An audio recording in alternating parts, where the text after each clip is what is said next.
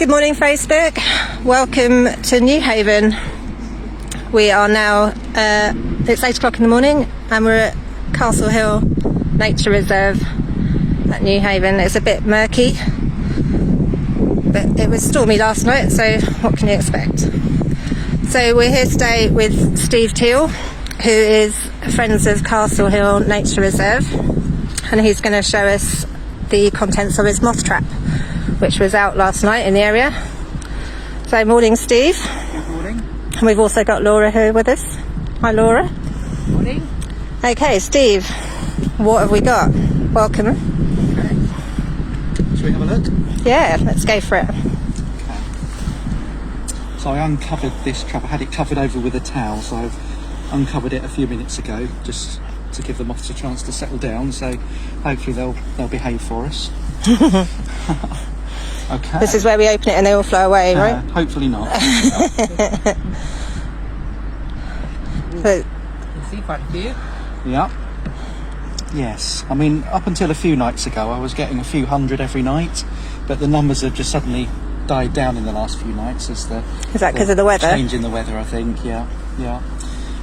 So we're, I mean, looking at it, it looks as though we're quite a long way down, but there's a few in there still. So some of the kind of earlier summer species are starting to look a bit worn now. Some of the really common species. There's a couple in here that are quite common. That's a bright line brown eye, the large one on the right. Again, that's faded. That one, so it's probably been around for a week or two. And this moth here is one of 3 different species that are quite similar to each other, quite difficult to tell apart. That's called an uncertain. So the clue's in the name clue's there. In the name, yeah, definitely. And they've all got kind of overlapping flight periods, and some of them have more than one brood through the year or generation during the year, so they can be quite problematic at times. These are the sort when you're beginning that you would have absolutely no idea. Yeah. Little brown jobs, I'd call that's them. it. Yeah. Well, when you're just starting, there's no pressure, is there? So don't have to identify everything. Have a good book. Yeah, and again, this is quite a striking species. This again is one of 2 that are really very similar. You can't really tell them apart unless you have a look at their genitalia. So this is a dagger. So it's either a grey dagger or a dark dagger.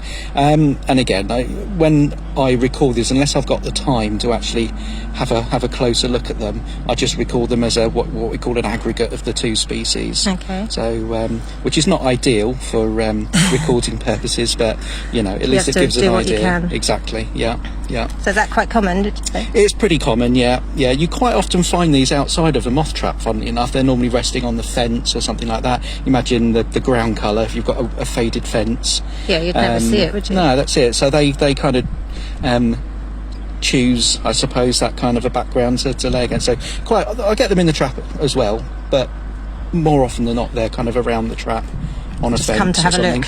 Yeah. They're not committed enough to go in the trap. They're not. No, that's right. They're sitting on the fence. Yeah.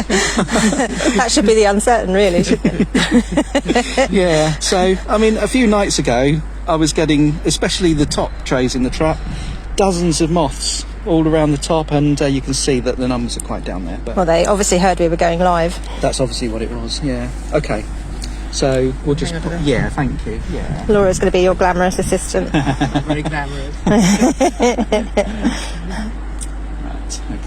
So we've got a few different ones here. Really pretty ones here. We've got a really I don't know if iconic is the right word, but a real downland specialist here. It's a beauty, isn't it? Yeah, it is. Yeah, it's a dusky sallow, and it's an interesting moth because whereas a lot of moths, you imagine the dagger against the fence, they blend in for camouflage. Yeah. These are really interesting because you quite often will find these in the daytime, just resting on a knapweed flower head. And you imagine that colour really stands out against a purple. I think I've seen them out. They're out in the daytime. Yeah. And I've kicked them up in the grass as I've walked. I think. So I mean, to me, this always reminds me of the school summer holidays. This moth, because it would come out around the time that schools broke out, and you'd be out in the countryside, and quite often see those. But again, they're they're quite a striking little moth, fairly common. This little one here is part of a member of a family of moths that are called the Pyrolyds, and that's a rosy tabby, and it's got a really distinctive resting posture. Yes, it's a If you can curved see. round, isn't it? It is, yeah. And I guess again, a lot of the things that moths do, although they don't really realise it themselves, is they're trying to camouflage themselves from would-be predators and things like that. So there's definitely an interest in trying to appear something other than a moth. So the cross lines quite often will break up the outline shape of a moth that the birds and other would-be predators are looking for. And I don't know, it might not be, but it might be that's why They do tend to be masters of camouflage, don't they? they do, yeah. But I mean, it could be the resting posture is something to do with that. I don't really know. I'm just speculating. So That's all right. We accept speculation. oh, that's good. Oh, good. That's all right then. You're in good Oh, company. look at this. Yeah. Again, this is another common moth. This is called a buff ermine, and it's one of the tiger moth family. That the really striking moths that people get really excited about, and quite rightly too. They've usually got quite colourful abdomens as well, and I don't know whether we can. I don't think we're going to with this one. Let's see if I can urge it onto my finger. We got a little glimpse there. Yeah, Ooh. you see. So there you It's go. gone to see Laura. Yeah, it's in much safer hands I there. don't believe it. Yeah, and they're quite a really striking smart. moth. He's really They're smart, isn't he? So people would they find that in their garden if they? oh yeah, definitely, yeah. I mean, they're not. I mean, you do. A lot of the tiger moths are active during the daytime as well. I'd say that the buff ermine's not so common as some of the others. I mean, some of the tiger moths are so spectacular. They look like a butterfly when they're flying Yeah. along. They're really easily mistaken for something like a red admiral. So they're an interesting family of moths. So a couple of duller species. This is called a Lackey.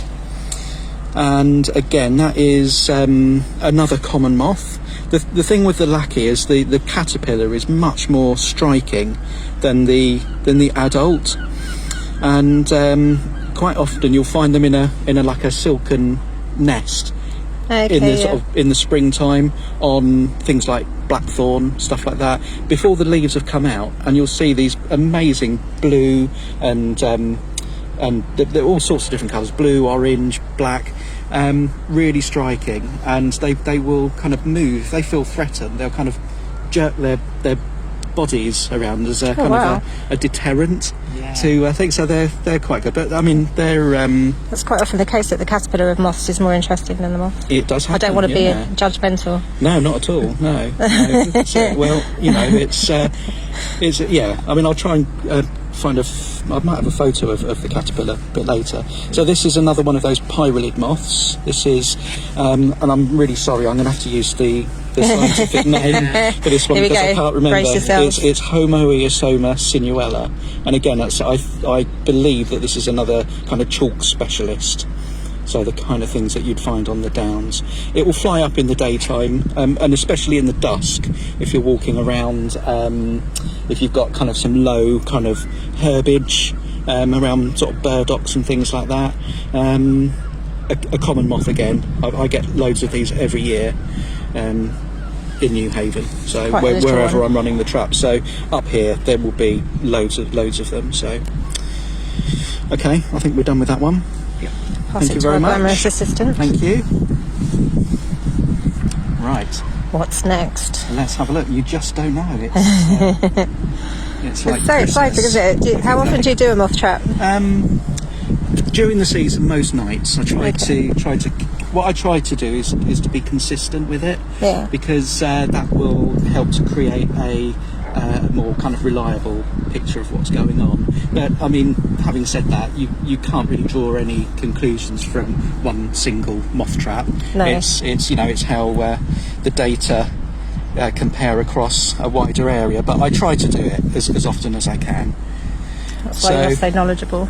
Yeah. I mean, it's just kind of repetition. So. This is another common but quite a striking species. It's a Scalloped Oak. So it doesn't feed on oak. I'm trying to remember what it does feed on. I want to say blackthorn or hawthorn, but I'm not going to argue with I could be wrong with that. I could be wrong. But yeah, it's a really pretty little moth. sort of reasonably fresh one, this as well. You can see those lovely scallops around the outer edge of the wings, the forewings. So it's quite That's a pretty pretty moth. striking, isn't it? Yeah, yeah, and again, quite a common moth. So what else have we got? Ah, good. Okay. So now, if you remember back to the first tray, we had an uncertain, Yeah. which I'm pretty certain is what that is. This is one of the other species. This is almost certainly a rustic, which is almost the same. Yeah. You normally need to have a fairly close look, but sometimes you'll get individuals where you're really confident, but it's difficult ever to be 100% unless you are really up on the flight periods and things like that. So very similar, but quite, not unattractive. It's got its merits. One of the things with this is that the two, you can see those, there's a circle and then there's an oval, so that's called an oval and a kidney mark. That a lot of moths have, particularly from this particular family of moths, and the colour inside is the same as the kind of what we call the ground colour of the rest of the wings, and that's one of the one of the characteristics that leads towards rustic above uncertain. As you can see, there's a slightly darker colour inside the oval and kidney on that one, so it's not 100%, but it's helpful. I'm not sure I'll Diagnostic. remember. Well, I'm not, there's not going to be an exam after this, so don't worry. This is another really common, a very, very common species called a shuttle-shaped dart. So same family as these two. Let me just see if I can, because it's hiding a little bit in the dip there, so it might fly off, but it might behave. But it's got these really... I've really upset it. Now you've made it angry. Very elongated oval shapes on its wings there, which I think is where it gets its name, the shuttle part of its name from. But it's quite a variable moth, that one, but a variation on a theme, so it's quite an easy one to identify. Yeah, I mean, you're more likely to see it at night than in the daytime, that one, but sometimes you can disturb it as you're walking through the countryside. And I think you get that not just on the downs, but pretty much everywhere. So, okay, nothing on that side, so we're done there. Oh no, there's one more there, but that's a very worn, probably uncertain. Okay. Yeah, I'm not quite so certain about that. That's a really, really uncertain. Right, here we go. Yeah, it's amazing. Just the few minutes after having taken the towel off, because although it's not in direct sunlight because it's overcast, the heat in here is really building up. So when you run a moth trap, it's really important to keep these in the shade during the daytime, because they'll cook really quickly. So some species are quite tolerant to heat, others aren't. So what have we got here? We've got a little hoverfly there. So I'm not sure what that is, surface or something like that. So we've got another Lackey. You can see that's a male. Can you see the antennae on it? I think the other one was a male as well. They're quite feathered antennae, those ones. So, I mean, in a nutshell, with antennae, males have quite feathered antennae. Although it doesn't look very big, it's actually got quite a large surface area, and if you look under a microscope, you can get a better idea for it. But the purpose of that is to smell pheromones that the female emits, and just to help to attract them in, because imagine it could be looking for a needle in a haystack otherwise. So a lot of quite male a nice, moths, easy way to tell a male from a I mean, female. these are by no means the most feathered antennae of the moth species, but you see there's another one there as well. So there's slight difference in colour and size there as well. So yeah, but I think that's a male as well. Yeah, it's a male. Yeah. Two boys. Yes, another uncertain there. Almost certainly. There you go, and there's another one. So you kind of get the impression that some species are a lot more predominant than others. Well, that's kind of helpful, isn't it? Because it means you can learn them. I suppose It does indeed, if you see them very frequently, much. then Yeah. it gives you more of a chance to learn them. Definitely, yeah. And the more you do it, then the more for me anyway, the more likely I am to remember. I See can't. some exciting things on the bottom. Yes, there. yeah. You Yeah. just Shall we have a look at those fly next? high. We'll have a look at those next, seeing as they've caught your eye. So this is similar to the shuttle-shaped dart. That's called a flame, which that's a bit worn, that one. You look a little more striking, but they kind of look like a flake of wood. Yeah, really. very well camouflaged. Really, Yeah, or a twig or something like bit of that. silver birch bark or something. Yeah, Yes. yeah. So Really amazing camouflage. yeah, they are. So, and then we've got another Lackey as well. So we're doing quite well with the Lackeys at the I was moment. thinking Lackey. I didn't want to say it out Oh, loud you just should in have case done. it was wrong. You could have impressed me. Okay, so Just to show we're learning. Yeah, so these two species here are two really ubiquitous species. This is called a dark arches. It's kind of gone past its peak now, I think, but during June and the first part of July, on the downs, the Sussex Downs at least, that is a very, very common moth. I could have over 100 a night in my Wow. moth trap. And they're large and they're quite strong flyers, so if they are not completely settled down, they can disturb everything else in the trap. It's quite an interesting species. I think it feeds on grasses. Don't quote me on it. This is another one of those pesky species that is difficult to identify down to species level. So Okay. it's a common rustic, but there's a very similar species called a lesser common rustic, which is just slightly smaller usually. They're really difficult to tell apart. So Is usually this the moth equivalent of a little brown job in it's a little, in yes, bird it is. spotting? Yeah, it is definitely. So what we tend to do is to lump the two species together again as an aggregate. So we call that a common rustic aggregate. Okay.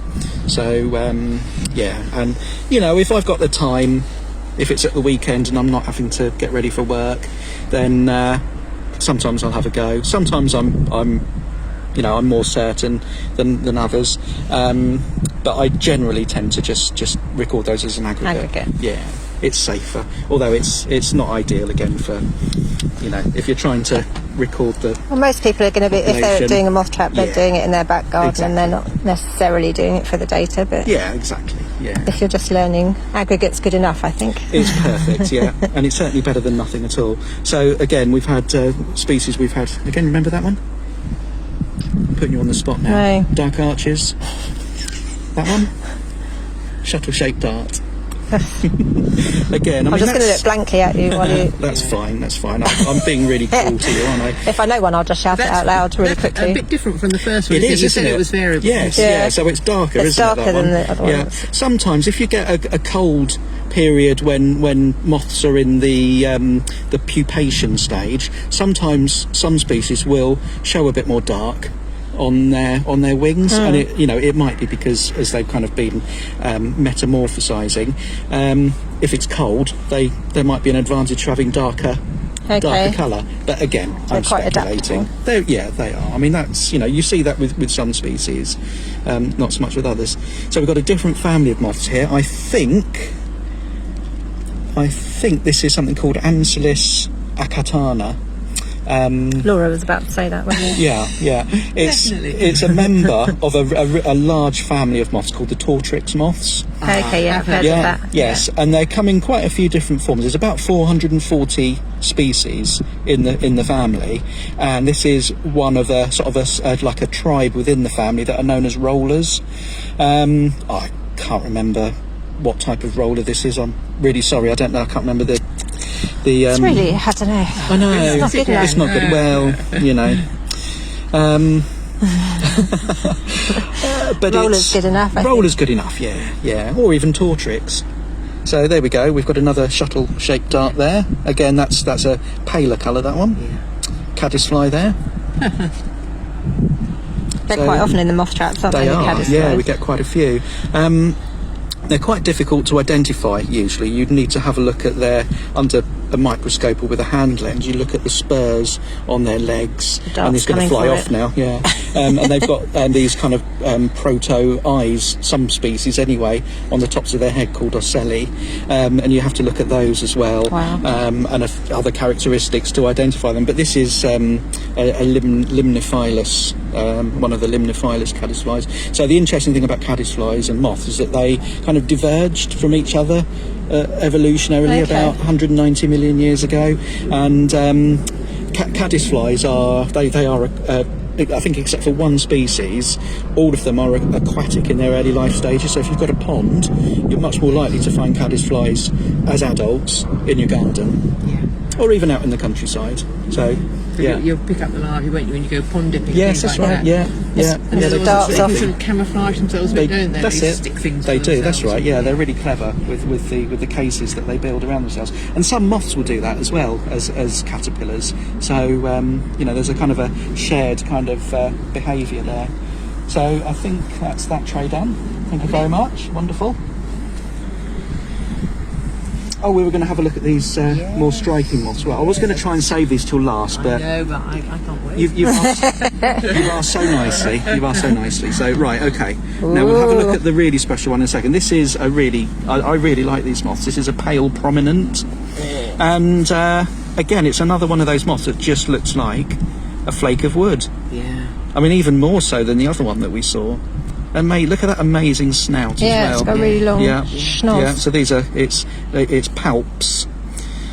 It's a really lovely little moth. I really like it, and they, as you can see, they tend not to fly off so much. They'll kind of just settle down, and they'll quite often they'll reverse into the egg cup and just try to hide. And again, it's because it's trying to be something other than a moth. So it kind of behaves like, well, a little bit more like a flake of wood than some of the more colourful moths do. So I'm going to put this on the branch over here just to put it out the sun. There you go. And it will probably stay there all day, and people will walk past without seeing it because it blends in. Okay, right. So we're ready for the. Okay, we've got the spectacular. Yes. So this is definitely one of the wow moths. This is a species that has become quite common in the last several years, certainly in New Haven. This is another one of the tiger moths. So the buff ermine that we had earlier. This is the same family. This is called a Jersey tiger. That is beautiful. It's absolutely spectacular. Its underwings are incredible. They're a kind of a scarlet colour, really, really bright red, and it's I think it's like a warning to would-be predators that it's distasteful and maybe it's got some toxins in it. It's another kind of strategy that a lot of moths adopt. Instead of kind of blending in with something, they're actually very overt and saying, "Don't even bother." I'll kill you. Yes. Yeah. So that's a beauty. Yeah. I mean, quite often the reason why you can't see it on Facebook, but the colour is really, the black is really deep, and the cream is just beautiful. It's really beautiful, and you do get a bit of variation with this creamy colour. Sometimes it's whiter. It's really spectacular. Now, I don't want to scare it off, but what I'll do is I'll show you a picture of the underwing, and this is one of the species that you will find in the daytime, flying around when you're walking through the grass. You can see there's a yellow form as well, but almost all of the ones that you'll find will be this, and it's a really beautiful red colour. Really shows up when they're flying. Yeah. And again, the family, they're all similarly striking. I mean, this one will quite often, when I go out and shut my trap off in the morning, it will be on the grass. It won't actually go into the trap as commonly as some of the other species. But it doesn't have to worry about being picked up by magpies and things like that early in the morning, because the warning colours seem to work. And quite often I'll have 6 or 7 just on the ground around the moth trap where it hasn't actually gone right the way in. So that's a beaut. Yeah, I think that's the winner so far. It is a stunning moth, isn't it? And like I say, I mean, I can remember the first one of these that I saw in my garden at home, and I was so excited because it was a real rarity at the time, but it was only really several years ago, not an eye blink really, and now I get dozens and dozens each year of them, and they're just increasing year on year. Is that to do with like climate patterns? Or? Yeah, probably. Yeah, but not always. I mean, sometimes you just find that some just ebb and flow, don't they? They do. They ebb and flow. I mean, I have really common species that I've never seen, at Castle Hill here or at home, that then just suddenly appear, and a colony gets established, and then sometimes it survives, other times it doesn't. So the climate plays a part. I mean, when you've got a colony that's just getting established, even the weather can play a part. Yeah. But climate change is a really big factor with a lot of species, and they're changing distributions. I mean, this particular moth, I'm pretty certain this is the species that people see when they go on holiday to Rhodes. There's a place called the Valley of the Butterflies, and there are nice. millions of these really striking moths, and I'm pretty certain it was the Jersey tiger. I might have to Google that. But Steve's saying, lovely chap. It is, it's beautiful. It's a real beauty, isn't it? Yeah, really gorgeous. So, okay, we'll leave that to the side. Shall we have a look at the other spectacular moth? And here we go. So, this is one of the hawk moths, which are always everybody's favourites. It's a crowd pleaser. It is. I mean, it's a beautiful. Look This at is a really common moth That's as a big well. one as well, isn't It is, yeah. So this is an elephant hawk moth. There's also a small elephant hawk moth, which is just coming to the end of its flight period now. This one is probably getting on a bit as well. It's a really spectacular moth. They're kind of like the sports cars of the moth world, the hawk moths. Yeah. And this one, it never disappoints. It's beautiful. the colours, isn't it? As well as the size. It's the colours of the abdomen as well. I mean, that is beautiful. It's a really lovely sort of mossy green. It is. So these feed on willow herbs, but they'll also feed on fuchsia. So you quite often find them around the garden. Okay. And the reason... The adults or the caterpillars? Both, Okay. both, yeah. But the adults definitely will be around, and you can kind of see that they've got that kind of olivey green, but they've got that kind of fuchsia-like colour on the wings. And this one, you can see it's got a bit of a bald patch there, so it's been around for a little while, this one. When they first emerged, they're caterpillars really are stunning. impressive as well, They aren't they? are, yeah. I mean, it's the caterpillar where they get the name, where they isn't get their name from, yeah. So they do look like elephants' trunks. And if you've got a bare patch in your garden, or if you're out and there's sort of some scrapes that rabbits dig, the caterpillars like to sunbathe on those bare patches because the ground warms up a bit more. I've looked for them, I've never seen one. Okay. Yeah, yeah. I mean, it's if you keep looking, you'll find. I will keep looking. I never give up. Yeah. Never surrender. Early summer is a good time. Late spring, early summer. And yeah, so they'll kind of bask as a caterpillar. It kind of speeds up their metabolism and their growth by doing that. So the heat is useful for them. So I'm just going to see if I can show you the underwing. This one, it's a really striking dark band with the pink colour, snazzy. really gorgeous. So yeah, That one's made the effort, dressed up for the day. The that's others right. not so much. Well, Jersey Tiger. The Jersey tiger, He's dressed definitely. up. Yeah. So these ones, because they're big moths, they can't just fly off in the way that some of the smaller ones do. So when these get disturbed, when they finally think, right, I'm going to go, they'll actually take a minute or two to vibrate their wings. It's where they're warming up their flight muscles. So all of their flight muscles are kind of concentrated in the middle part of their body, the thorax. So you've got the head, the abdomen at the back, which deals with the digestion and reproductive parts. The bit in the middle is where all of the muscles are. So you've got the legs, the wings, and all the muscle attachments in there. So they will warm up their flight muscles to about up to 15 degrees above what the ambient temperature is, so they can actually be really hot. That sounds pretty warm. Yeah. So it just takes them a minute or two to do it. So they'll kind of sit there vibrating their wings, and then they take off. And I mean, the larger species, privet hawk moth especially, when they fly off, they actually look like a bird or a bat when they're flying. They're so big. So big. Yeah. So they really are spectacular moths. That is a beaut. I love them. Yeah. 10 out of 10. Definitely. Yeah. Okay. So we'll leave him there. What's next? Try and You beat just that, never hey? know. It's like Christmas, isn't it? Over and over again. Well, having said that, there's not much in this one. Another Is it a rubbish caddisfly. Christmas? Yeah, it's a disappointing Christmas, that one, isn't it? So, yeah. There's even a dead moth there. I don't even know what that is. So, okay. There we go. Move on. Moving on swiftly.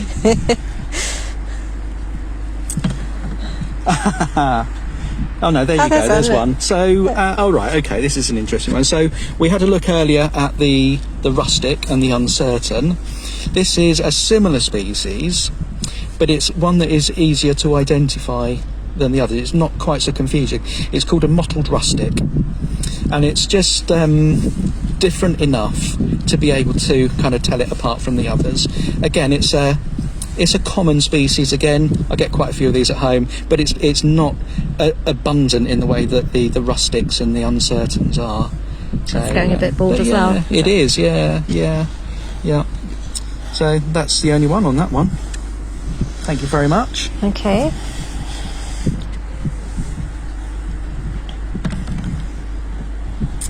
Okay. I can see one. Yes. Let's have a look and see.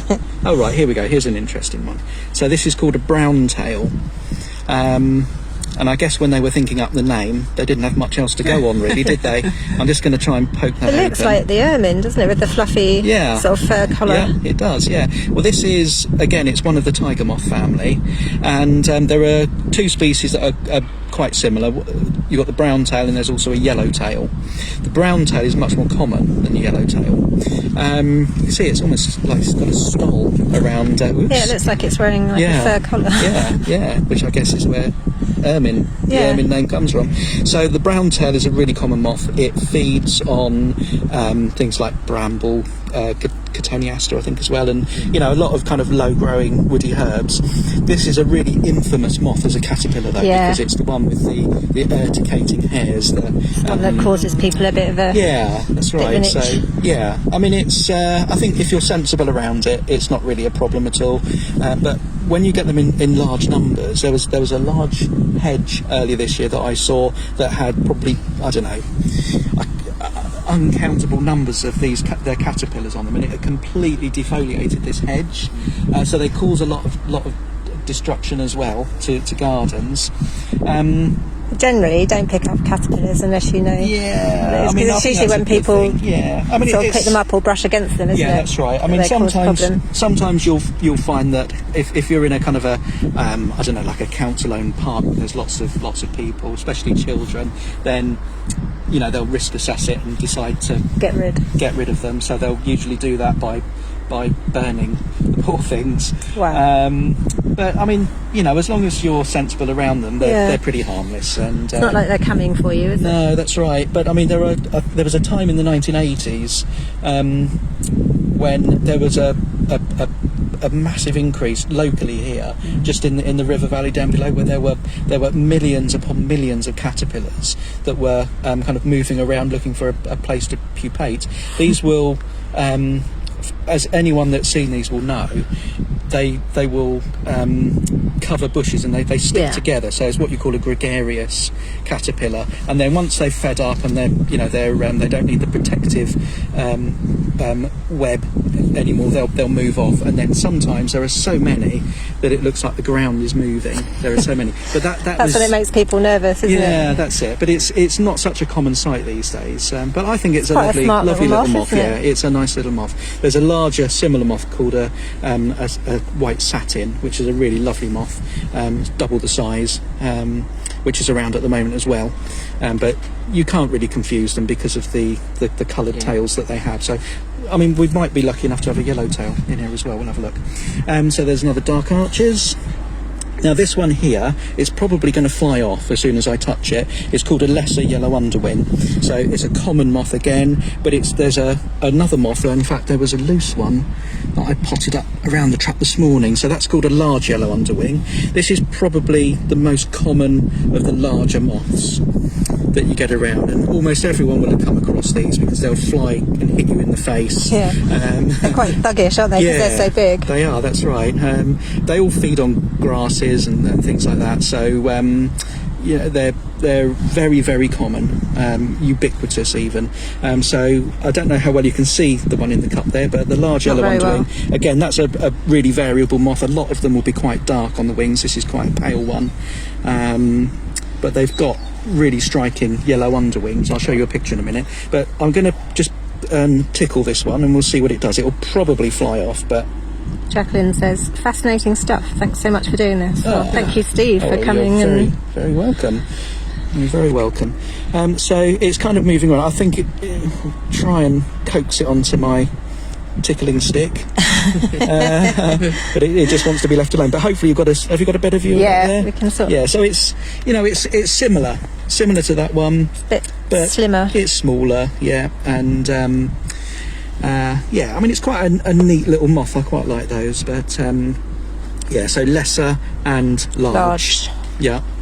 Okay, the test will be afterwards. So let me just very quickly find a picture of their underwings for you, because that's the bit that you'd normally see when you're when you see them flying around. So there's your large yellow underwing. As you can see, quite often they're really distinctive. Yeah, and the lesser is here. So you know, they in flight they all look very, very similar. So, but they're pretty moths. They're not as striking as the tiger moths, but they're more interesting than they look at first glance, aren't they? The underwing makes them a bit snazzy. Yeah, they do. And you've got that interesting combination of the kind of the dull colour on the top that's good for camouflage, and then I don't know whether that's a warning flash thing that they with flash the off. tigers. Yeah, maybe. So yes.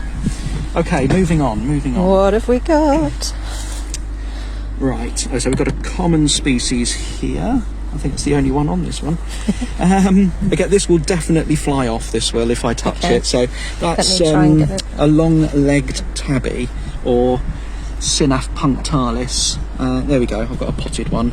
Again, I mean, I potted this up because it was on the outside of the trap this morning. This, again, on the downs at least, is a very common moth. It's one of the Pyrolid family. Again, and how do you tell the Pyrolid family? Is it a shape thing, or is it just that you know and we don't? There is something about the appearance of them that connects most of them together. Yeah, it's difficult to kind of put it into words, really, but it's just a kind of general appearance. But it's quite a dull moth, that one. That flies around chalk grasslands, and that's a very common species that you'll see in the daytime as you're walking through. It's fairly closely related to the grass veneer. Okay, yeah, which we see a lot of. They're the little ones, aren't they, that fly up when you walk? Yeah, so again, usually I'll have dozens in my moth trap, but we haven't seen one yet. But similar kind of thing, as you're walking through the chalk grassland on the downs, that will fly up. I can't remember what it feeds on. It might be one of the chalk flowers. But again, you know, it's a really common moth on the downs, especially. Cool. Yeah. I mean, it's no Jersey tiger, which is now my new favourite. Well, yeah. Well, it's you never know. We might have something that trumps the Jersey tiger. Yeah. You don't know. I don't want to kind of disappoint you at all, but they're all exciting in their own way. Yeah, that's right. The wow factor. Yeah, I mean, it has got a wow factor, hasn't it? So you might have just seen a flash of yellow then, so that was another lesser yellow underwing, which we'll catch up with in a little while. Okay, so we've got right, so you've got another dark arches there. Yeah. So we've had a few of those now. Here we've got one of the micro moths.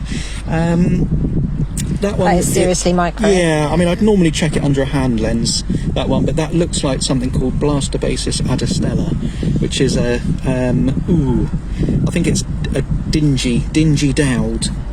Okay. Yeah. So we'll take your word for it. Yeah. I mean, it looks like it. Again, that's a variable moth. Some tiny. They've got like a dark chevron on their body, which shows up quite often. Not so much with that one, but under magnification, it probably will. This is a species that, again, has become quite common. I've got a feeling that I might be wrong. I've got a feeling that the first person to record this in Sussex, and maybe even in the country, was Bob Foreman. Oh, okay, so he did our moth trap last year. Yeah, and obviously he works at the Record Centre. I might be wrong, but I think he did. But this is a moth that kind of has appeared for me in the last dozen years or so, and has become very, very common. I get hundreds a year now, and there's a few. Oh, actually, isn't that funny? I was just about to tell you about this moth, and we've got one here. This is a very similar species, Blastobasis rebelli. It's so new. I'm not even aware that it's got a common name. So I'll give it to it yet. I mean, it's quite different, but it's the same family. It's got quite a pale crossband along its wings there. So yeah, it's become more common in the last probably 3 or 4 years. And I think a lot of these are what you call adventive species. They've been introduced through trade and things like that from these ones, this family, from the Canary Islands. Oh, okay. Yeah, That's exotic, isn't it? Yeah, yeah. What's this for? Yeah, so this one, it's best remembered if you look head on at it. Can you see that? It looks like a face, doesn't it? Like, it looks like it's got glasses on. It does, yeah. Well, it's called a spectacle. Yay! There you go. So there's a similar species called a dark spectacle, which looks really similar. But yeah, that's another common species. You mentioned the silver Y earlier, I think. Yeah. Well, this is a very similar, kind of closely related to the silver Y. So that's great. I like that. Yeah, it's quite a I like a charismatic. distinctive feature because it makes it easy. It's a bit like Biggles. Yeah. It's like, okay, so that's that side done. There was one. Oh yeah, so this was one. We looked at the large and lesser yellow underwing. This is a lesser broad bordered yellow underwing. It's a real mouthful. It's called Noctua janthe, which is one of the few moths where the Latin name is easier than the English name. Sorry, there we go. So again, that's quite a distinctive. It's got quite a greenish. Oh, look at that! Yeah, really green at the front. And it's a really, and I don't know It's how quite snazzy. closely you can get. If you have a look under its wings at the abdomen there, it's got quite a rosy kind of under. So I don't know if you caught a flash of the yellow there. Flash. It's a really pretty moth. This Really is, pretty. yeah. So it's a lovely one, It's and again, it's a really common moth. I think there was a little lace one, was there, on the edge? Yeah, it's here. Oh yes, yeah. There you go. Yep, so you quite often get, I mean, obviously this is called a moth trap, so you get quite a lot of bycatch, what we call bycatch, and there are some people who really go into it in great detail, recording the bycatch. In fact, I think there's even a Facebook group. There's a Facebook group for everything. Yeah. Nickola's asking if we could explain how the moth trap works. Okay, yeah. Do you want me to do that now? Yeah. Yeah, okay. Well, this is only kind of the bottom half of the moth trap that we can see here. There's it's been packed away now, but there's a lamp that stands on the top, and it just plugs into the mains. You can get some that will plug into a battery, or mains operated ones, obviously the more common. And it just sits. There's a funnel that is part of the kind of the lamp structure. It just sits on top of this collar, so that this bit isn't there normally. And then the moths are attracted to the light, or at least they kind of navigate inwards by the light. And then, by no means all, but a lot of the moths will go down through the funnel, and then a bit like a lobster pot, they kind of come. They tend to congregate around the collar because they can see the light. But they can't get out through the bottom of the funnel. So what they'll do is, a lot of the moths aren't actually trying to get to the light, but they will navigate by it. So if you imagine going back in time before humans started having artificial light, a lot of the light sources at night were fixed points millions of miles away, the moon, the stars, or maybe even the sun. So to them, they've evolved to get around by using fixed points of light that don't move relative to them as they move around. Now, with humans and artificial light, as they move around, because the light sources are so much closer, the light sources also move as well. So they'll sort of adjust their trajectory, and a lot of moths will end up kind of spiralling inwards. If you've got an outside light at your house, you always see them. So with a moth trap, a lot of moths will they'll be attracted inwards, and they'll just gradually get close. Some will just fly straight in, but it's quite an effective way of attracting them in. It definitely works, doesn't it? Hopefully that helps, Nicola. Yeah, and then what they'll do, once they get into the trap, they're not necessarily looking for the light. Yeah. They navigate by it, but they're actually, they will come to rest in the cups of the egg trays, because they're kind of looking for the darkness. Yeah, really, and they feel just want to safe. settle. Yeah. So it's obviously they're active at night because they're trying to find a mate and to feed and things like that. So it's it's kind of holding that up by a night by them coming in. But I've done a study, and I've worked out that at least during the study that I did, I got about 4% that came back more than one night. Oh, okay. So most of them will disappear off. It depends how you run the trap. Yeah. I'll let mine go, give them a good chance to fly away. before I turn my trap on the following night. So hopefully they get a chance to spread around. Right, let's have a look. Wonderful explanation. Thank you very much. Thank you. You're welcome, Nicola. Here Oh, we go. hello. Right, this is a really notorious species that has become quite common again in the last few years. I think I know what this one is. I think you showed me earlier, didn't you? Yeah, that's right. This is what's known as a box tree moth. So it's again, I only started seeing it in New Haven about probably 3 years ago, and it's gone from a few in the first year to dozens again. I've had dozens of these already this year, so easily this year has been. It's a pretty moth, isn't it? It's a pretty moth, and Unless you've got a box head. Unless you've got a box head, yeah. I mean, it's if it's still pretty. Yeah, I mean, if it fed on stinging nettles or something like that, then We've just been invaded by dogs. You can see we're live, look, we've just been invaded. if it fed on stinging nettles or brambles or something like that, Yeah, no one no would problem. care, Yeah. and no one would even notice. But because your box hedges take 'Cause it's decades to ornamental grow, and- they take they take a lot of care, and people Yeah. that generally have got them they're So it's interfering in our sort of human Exactly, landscape, yeah. isn't it? I mean, it's but like you say, awful. we wouldn't notice if it was nettles, Of would we? No course, one would no, mind. that's it, But no. it's a lovely moth as well. It's a beautiful moth. It's got a purple iridescence to it, which Yeah, we can- a bit like if you've been lucky enough to see a purple emperor. Yeah. You stand above it and just move. You can see that purple iridescence change. It's really striking. In fact, there's a colour form of this which is entirely dark. You haven't got these striking Oh, okay. white patches, and it's got this iridescent purple sheen. It's a beautiful, Very beautiful moth. smart. And it's another. You remember we looked at the Sinaf punctalis. This Very good. Yeah, we did. yeah. the of course we do. the long Remember leg that well. the long leg tabby, I should have said. Yeah, that's better. I remember Tabby.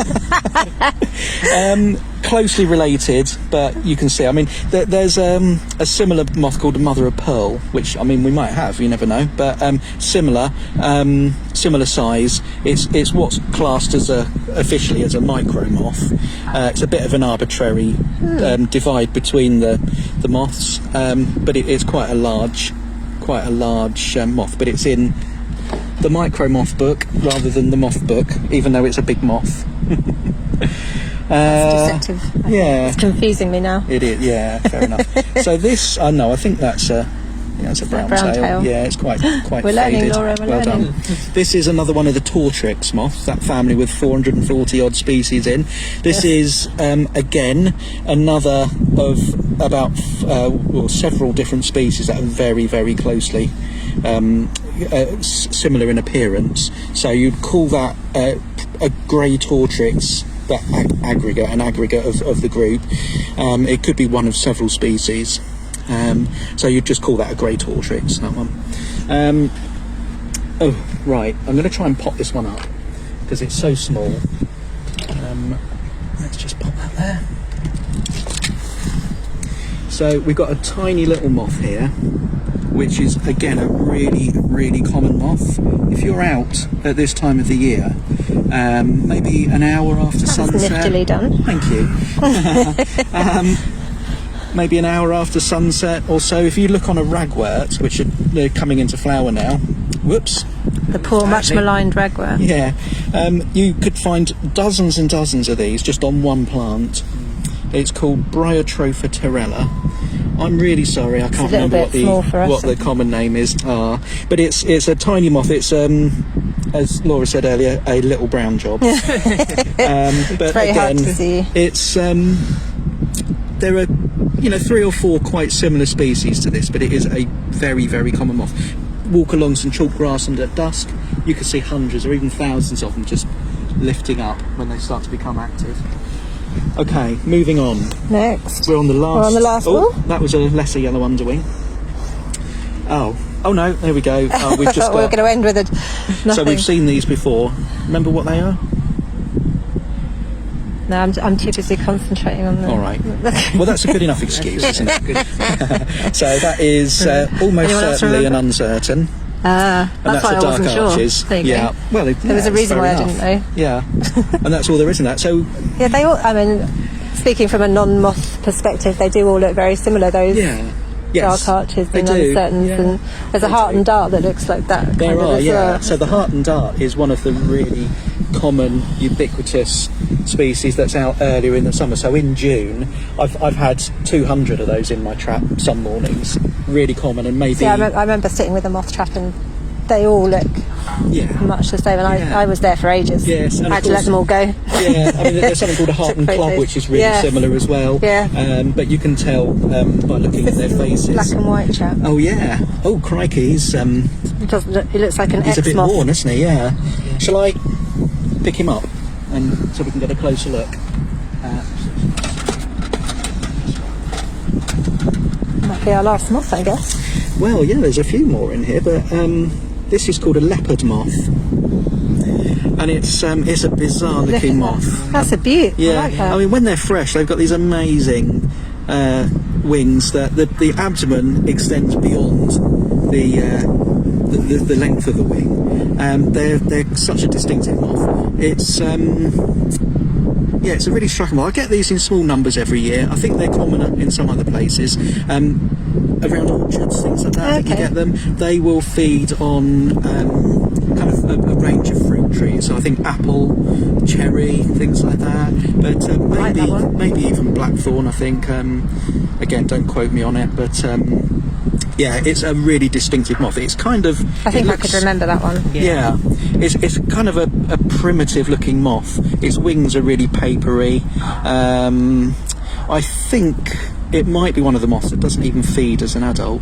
I might be wrong, but it's kind of... It's beautiful. It's beautiful, but kind of basic as well.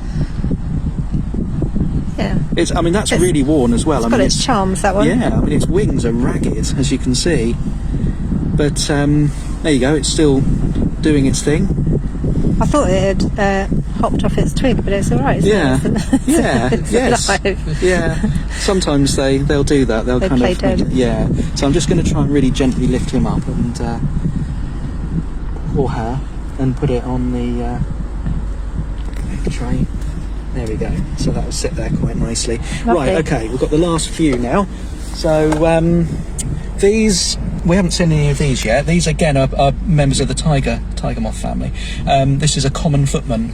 A lot of moths were named by Victorian gentlemen that kind of met in dark rooms and spoke in hushed Latin tones. And I think in the day the footmen that were around the carriages that probably brought them to their get-togethers. These moths kind of resemble that a little bit, the long coats. Yeah. But again, they're up close. They're pretty. That one's having a bit of a wash by the looks of it. Steve's saying that the leopard moth is more like a panda than a leopard. Yeah, that's a good one. Yeah. Fair point. I've never seen a black and white. Well, there's snow leopard. Snow leopard. Yeah, I guess so. Yeah. They obviously had a good reason for it at the time. So yes, I mean this is. I think these feed on mosses, I think, on the ground. So if you've got a bit of woodland or something like that, you'll get a lot of them. Again, there's quite a few similar species. Something called a scarce footman that's very similar. But you can tell them apart. There's another common footman there. What else have we got? So we've got another Scalloped Oak, which is what we saw earlier. It's like one that has popped off of its twig there. That's a long-legged tabby. So I guess this one's upside down. We can have a look at how long the legs are. Yeah, they're long. Oh, they are really They are long, aren't they? Yeah. Right. Another buff ermine. What have we got there? That's probably another brown tail. Yeah. Brown tail. Buff ermine on that side, and Yeah. Yes. a long schnoz. Yeah, so this is one we haven't already seen. That is a plumed fanfoot, which is quite a decent species. Again, it's become It's a common. fancy name, isn't it? It is, isn't it? Yeah. I mean, you can see these are its palps at the front that extend out. It almost looks like a big jaw, doesn't it, with some tusks on the end. Yeah, I'm trying to think what they feed on. I can't remember offhand. The fanfoots. I think they feed on withered leaves. Oh, okay. Yeah. So I think all of the family feed on withered leaves of some sort or other. And I guess they kind of look a bit like it, don't they? you want me to? Would it be helpful if I potted that up for a closer look, or? No, I think we've got it. Okay, that's good. It's easier against a dark background than it is in the pots. Yeah, it's good. Yeah.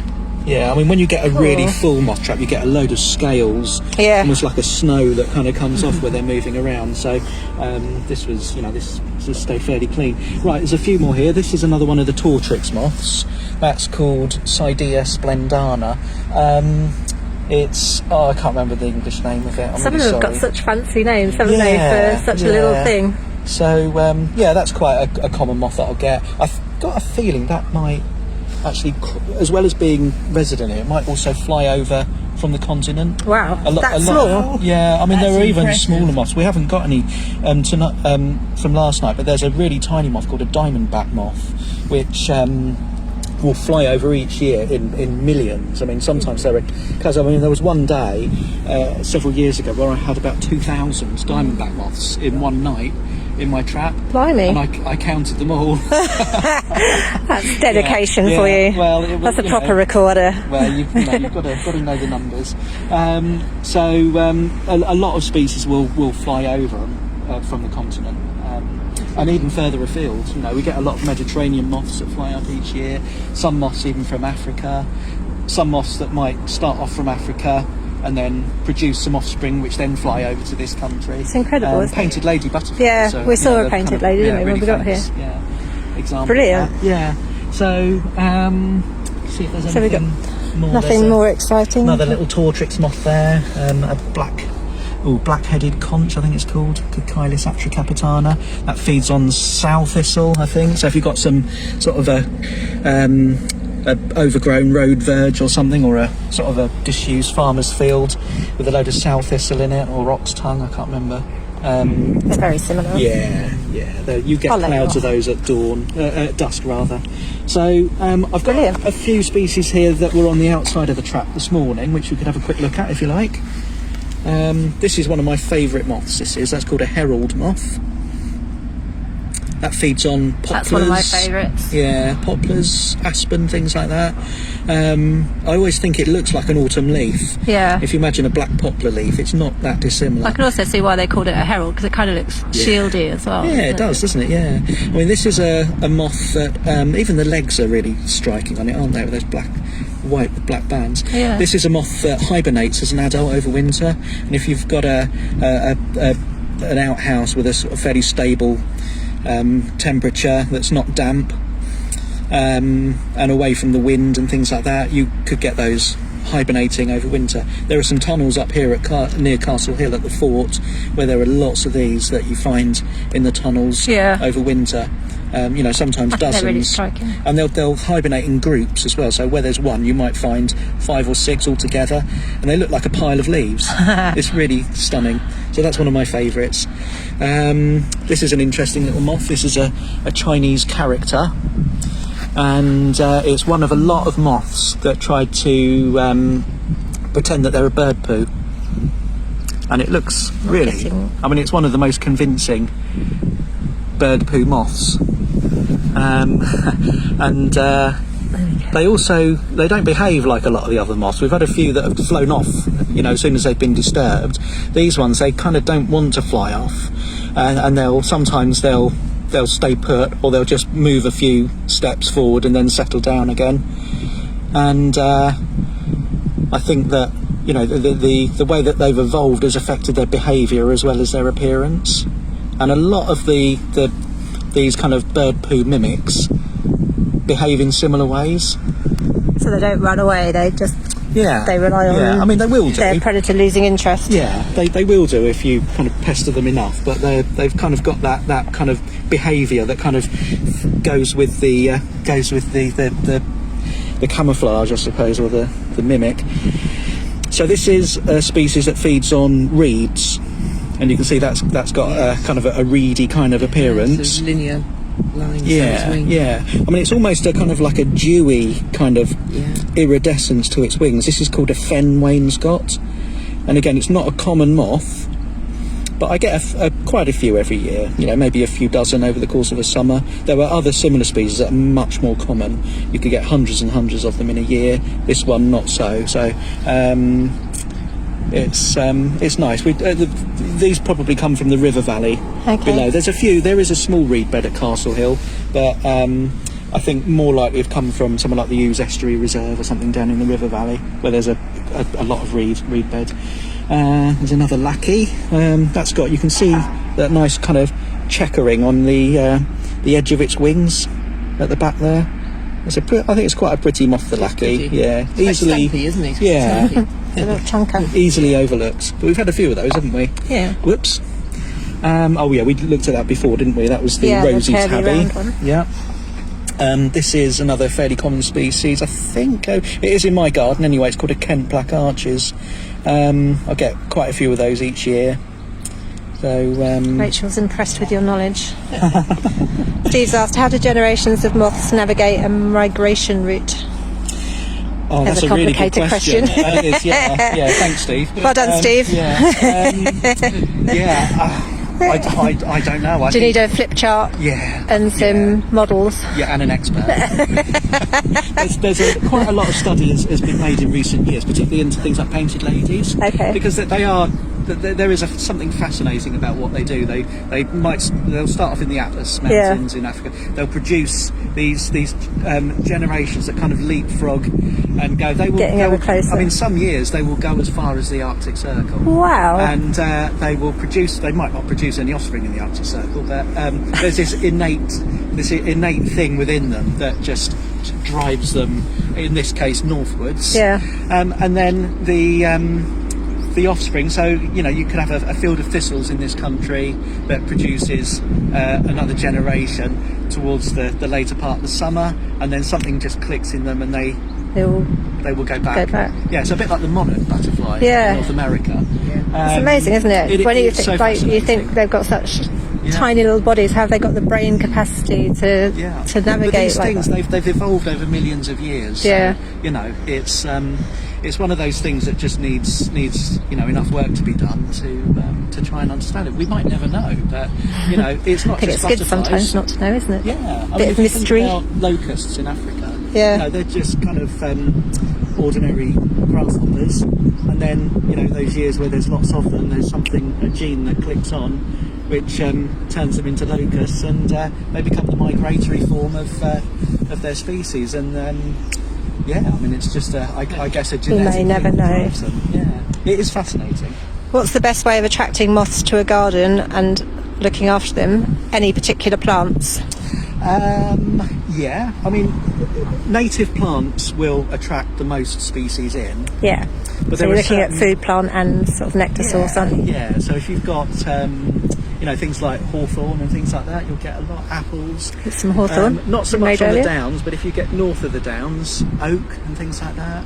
It's all about flowers that people could... I mean, the flowers, things like tobacco plant, Nicotiana, will attract some really stunning moths in. There's something called a convolvulus hawk moth, which is, it's way bigger than the elephant hawk moth we saw earlier. Yeah. It's one of the largest species that you'll see in this country.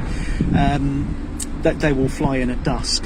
And they're a grey colour, so they have this kind of ghostly appearance. They're huge, as they're aren't they? hovering around Yeah. They really are massive. They like sort of smelly plants like honeysuckles and jasmines and stuff like that. Yeah, I mean, some will. I mean, it's. They will be attracted to nectar sources, definitely. So that's always a good thing. A good varied amount of different plants in a garden that are all native will attract moths, butterflies, bees. You'll get it all. You will, and things that are in flower at different times of the year as well. So going to get if you've seasonal. Got some willow, with catkins, you Yeah, get a lot of moths. nice early flower. Early in the spring when they're in flower. So most things will attract things. I mean, funnily enough, things like hawthorn is more likely to attract flies than butterflies and moths. Most nectar-rich flowers will bring them. But it's not just flowers. You can do there are things other than moth traps that you can use to attract moths in. You can do things. You can make up substances with molasses and sugar and wine and things like that, and paint them onto things. You can dip ropes and make wine ropes. I mean, I have never found them to be as effective as other things, but I think if you do it night after night, Yes, then they'll learn. Yeah, they do. They kind of assemble, but you will get some species that aren't attracted so strongly to light. That come to things like the, wine ropes and things like that. Old Lady, I think, is one, which is a spectacularly big moth. Yeah, which just big grey one. Light. It's yeah. So and people can put sheets up, can't they? Yeah. If you don't have a moth trap. Yeah, definitely. I mean, even an outside light will do it. But if you've got a sheet, if you imagine just shining a light on a sheet is going to. If you've got something that's flying up in the air, it's going to show up a great deal against the dark background. Anything like that is good. But yeah, even an outside light. There are people who have got these massive long lists of species from monitoring their outside light. Security light. Yeah, so it's you don't have to spend hundreds of pounds on a moth trap. Perfect. But, yeah. Brilliant. Well, that's it for questions. Great. So I think we're done. Thank you everyone for watching. That's goodbye. Thank you, Steve. Yeah. And thank you, Laura, the glamorous assistant. People are commenting saying they've learned so much. Whether they remember or not is another question, which is what I would say as well. Thank you so much. It's so interesting, and the fact that you can just pull it out of your head is brilliant. Thank you. Remember what I had for breakfast. You don't need to, that's fine, as long as you remember the moths. Perfect. Yeah. Okay, so I'll leave you with a view of New Haven. The ferry's just going out. And thank you.